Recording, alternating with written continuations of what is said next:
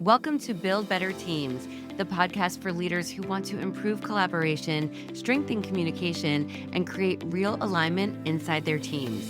Here we explore team building strategies, leadership development, and hands-on approaches like Lego Serious Play that help teams think, build, and solve problems together. Let's get started so you can lead more effective, aligned, and engaged organizations. Welcome back to the Build Better Teams podcast. I'm your host, strategic leadership and team building facilitator, Shannon Russell. A few months ago, I had the opportunity to facilitate a 3-hour strategic planning workshop for a leadership team in Oklahoma City.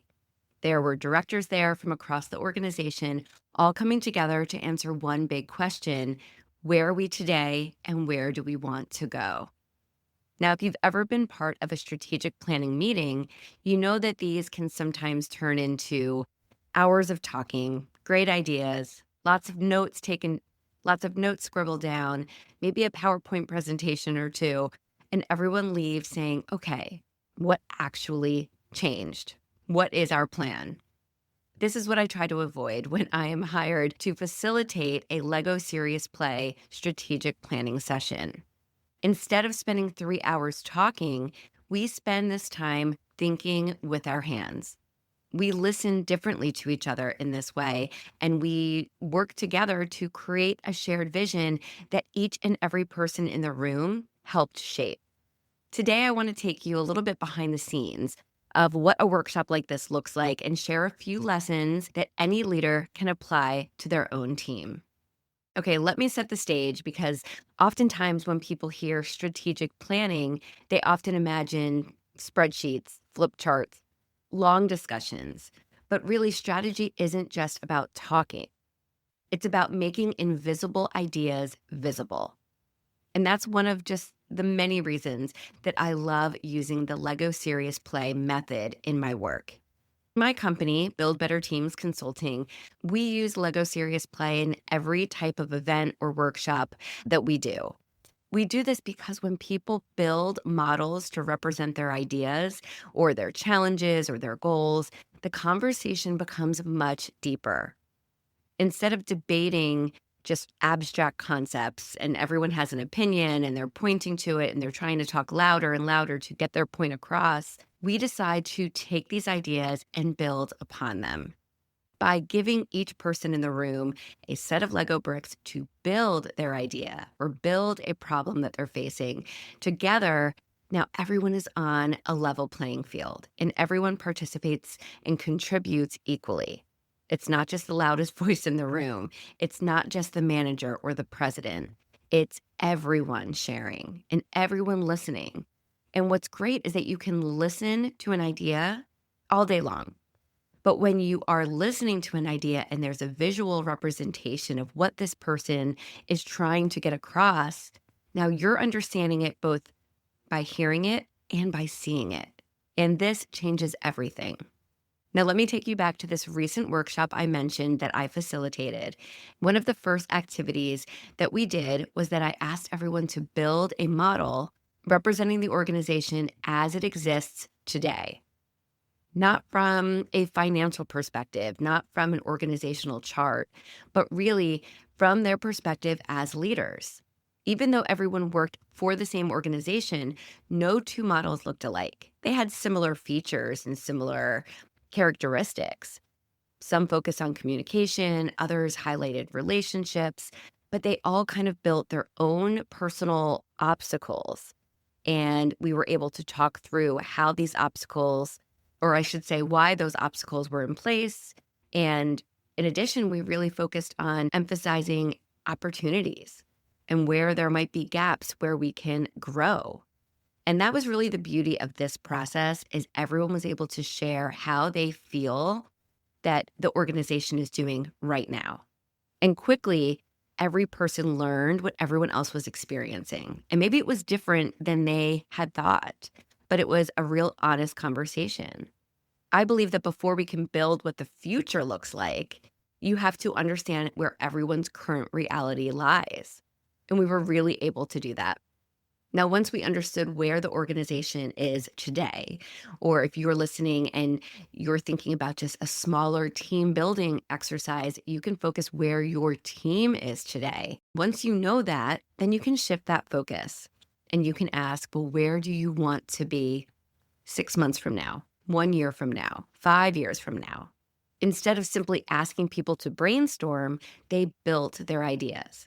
There was more time to really think and then build with your hands. They were able to think in a more visual way. And we were able to introduce new opportunities, different pathways for growth, or how maybe one person in this department can help someone in another department. There was just a big, I guess we could say brainstorming. You're brainstorming, but you're putting things, visual, physical objects together to paint your picture. Now, I bring all of the materials, all of the different Lego bricks and different tools for any kind of workshop that I do. And so people are able to look at a tool. And what's very cool is that it might be one Lego brick that means something to one person, but it can take on a different meaning for someone else. So this is why we build, and then we really explain our build so that other people can look at what you created and understand what those pieces represent to you. There's a lot more understanding behind these ideas because you're getting to see them. It's a physical 3D structure. What's interesting to me, the facilitator who's here helping this team, is that I'm on the outside and I can see how some of these changes might look really small when, let's say, a bridge is moved or a connection piece is tweaked a little, or maybe the minifigure of representing, say, the human resource director is moved slightly. Whatever those little changes are that we work on together represents a different strategic strategy, a new strategic decision. It might mean that in the next year or in the future, whenever that is, that a new person is being brought onto the team, or we're coming up with new processes that will help the team work more efficiently. We're really building, literally, a clear direction for the organization. All of these different changes are represented in this model, and it leads into a very big organizational conversation. If you're having trouble understanding what this actually looks like, if you're having trouble understanding visually what this looks like, I invite you to check out my website, and I'll link to it in the show notes below. It's buildbetterteamsconsulting.com. I have photos all over showing the different workshops that I've facilitated and what this really looks like to have a meeting using Lego, and what kind of models can really be built and how people can work together in these type of situations. So just if you want to see it a little bit more visually, definitely check out my website and you'll see lots of information, my blog to other podcast episodes that can help paint just a better picture for you.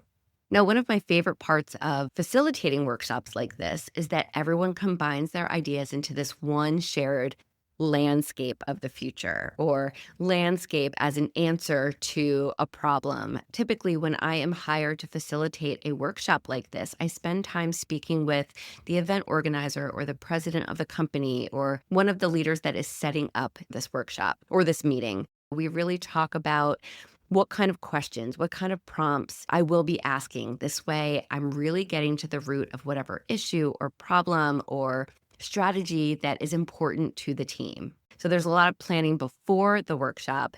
And then when we get there, we're able to do a lot of the work and really get so much done in the 2 to 3 to 4 hours that we have together. In this case, we had 3 hours. We were able to really talk about where this team stood now and where they want to go and the issues that they were having and how we can get past those hurdles. It was very, very beneficial. One of my favorite parts, too, is that everyone combines their ideas. Instead of having competing visions, we built on one collective vision that everyone could see, everyone made, and everyone can understand how they were going to move forward. That shift is incredibly powerful because strategy isn't just about having a great idea. It's about creating that alignment throughout all the teams in your organization. And so that everyone has that shared vision of how they can move forward as a whole, and also what their individual responsibilities are and what each person will contribute to these changes. When people help build the strategy, they understand it more and then they remember it. And then they're much more likely to support it after they leave the room. Again, it's really easy to talk about change, but then when you walk out those doors from that meeting, everything goes back to the way it was. And that is not what you want. You want to really say, I am going to take ownership of this section of this project and I am going to move forward. I know the vision, I know the direction that this team is taking, and I am invested. Now, why does this work? People often ask me, why Lego? Why do you use Lego bricks? And the answer is really simple because building slows us down just enough to think more deeply. It encourages storytelling instead of just bullet points, and it gives quieter team members an equal voice. It creates that even playing field, and it creates those conversations that don't typically happen in traditional meetings. Instead of someone saying, I disagree, they might ask, well, tell me why you placed that bridge Lego piece there. Tell me why you have yourself as a Lego minifigure standing on the outside of the rest of us. That's a very different conversation. One is defensive and the other is curious. And the curiosity is what builds creativity and builds collaboration. I have seen play work over different generations. Previously, I owned a children's STEM education business where we would work with children and teach them how to think like engineers through building.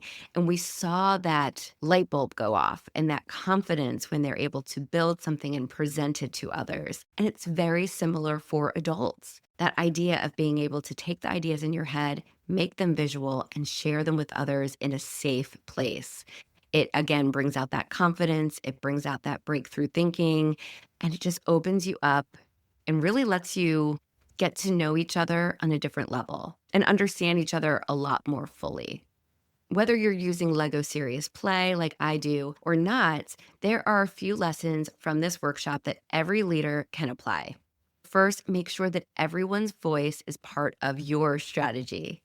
The best ideas don't always come from that highest ranking person. So you want to give everyone a chance to speak, to share their ideas. Second, give people a way to visualize those complex problems. Sometimes we need to see an idea before we can fully understand it. And third, remember that strategy is about people. Yes, organizations need their goals, but the goals only become real when people understand them, when they feel invested in them, and they feel like they can take ownership in making that change or making that goal a success.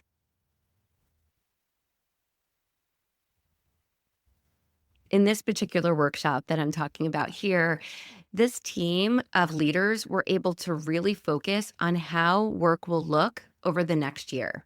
They plan on adding a few more members to their organization, and we were able to map out what that would look like, how responsibilities will shift, how certain priorities will change, and what each person can expect in the next 6 months or year. We came in with a lot of confused faces, and when they left, they felt this bit of clearer understanding, clarity around what the future will hold.